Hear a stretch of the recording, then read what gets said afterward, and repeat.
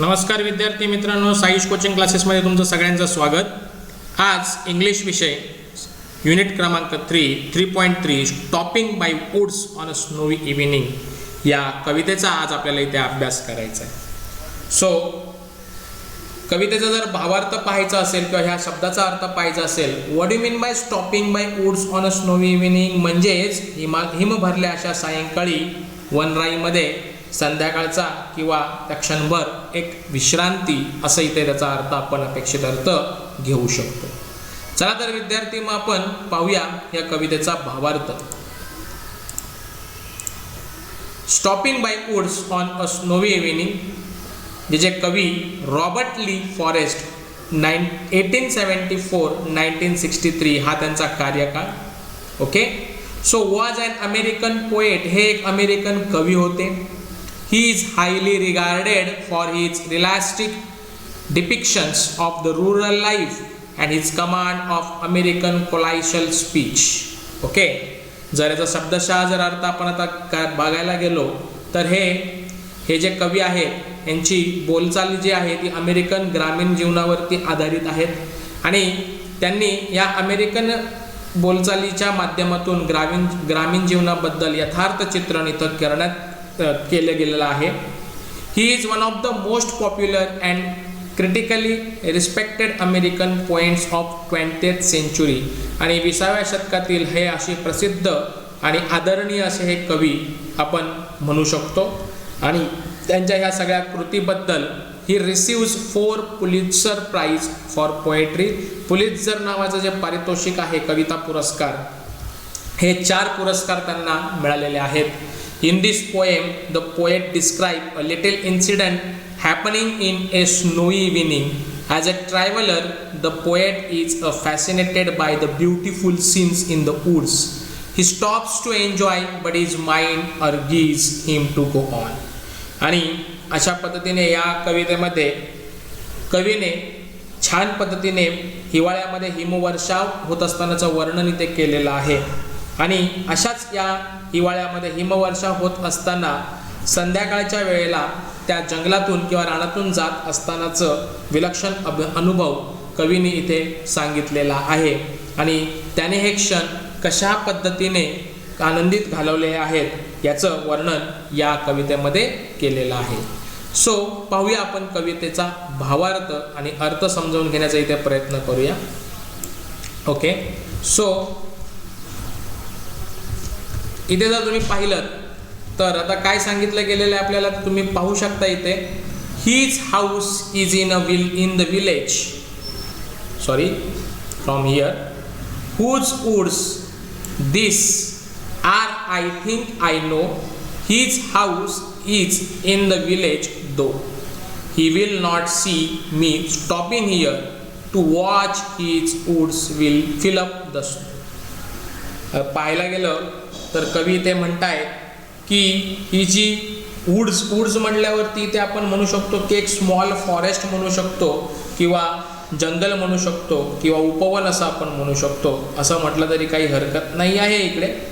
So कवी ते म्हणतायत की ही वनराई किंवा हे जंगल कोणाचं आहे ते मला ठाऊक नाही, बरोबर आहे।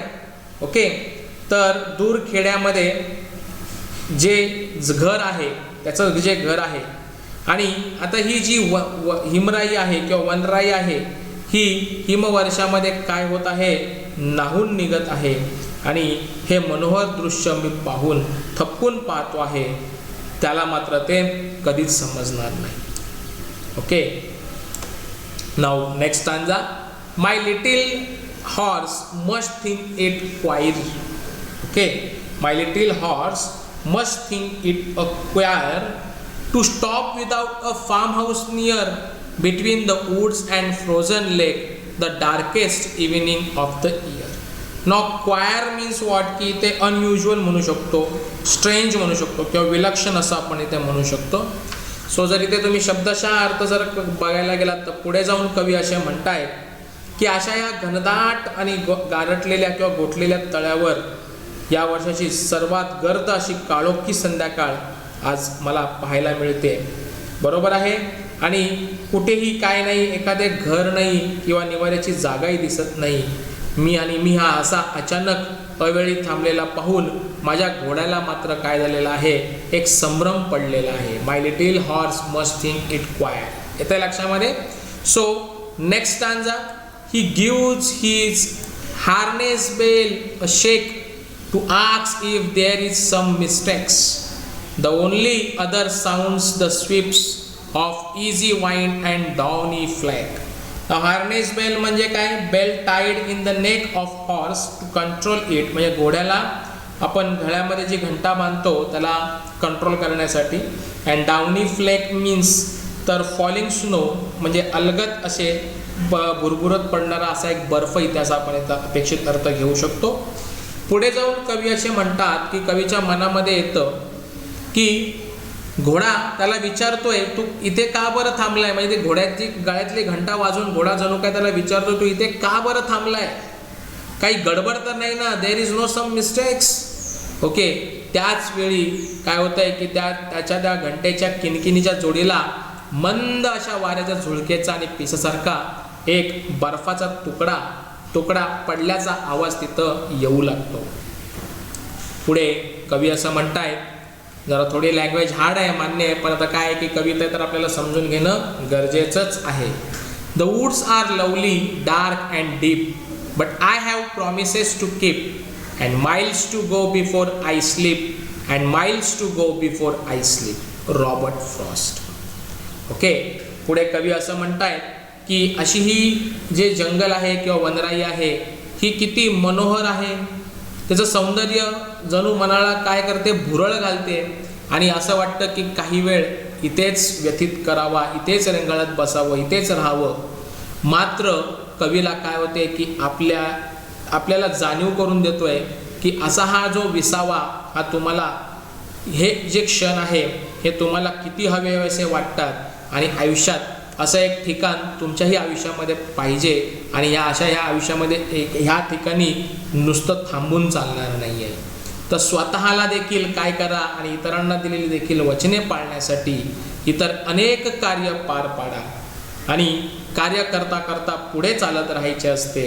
आणि अशा पद्धतीने या क्षणांची आठवण बरोबर घेऊन आपल्याला अखेरचा विश्रांतीचा वेळ येईपर्यंत या आयुष्याची वाट आपल्याला इथे चालतच राहायचे असं कवी इथं आपल्याला सांगत आहे. सो अशा पद्धतीने ही जी पोएम होती the stopping by woods on a snowy evening ही इथे आपण संपवली आहे. आणि माझ्या मते तुम्हाला ह्या गोष्टीचा चांगल्या रीतीने अर्थही देखील समजला असेल अशी मी आशा करतो.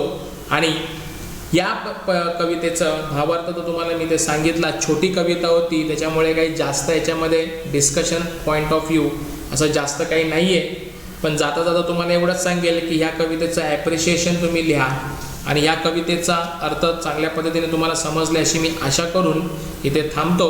आणि हा व्हिडिओ पाहिल्याबद्दल आपल्या सर्वांचे मनपूर्वक धन्यवाद.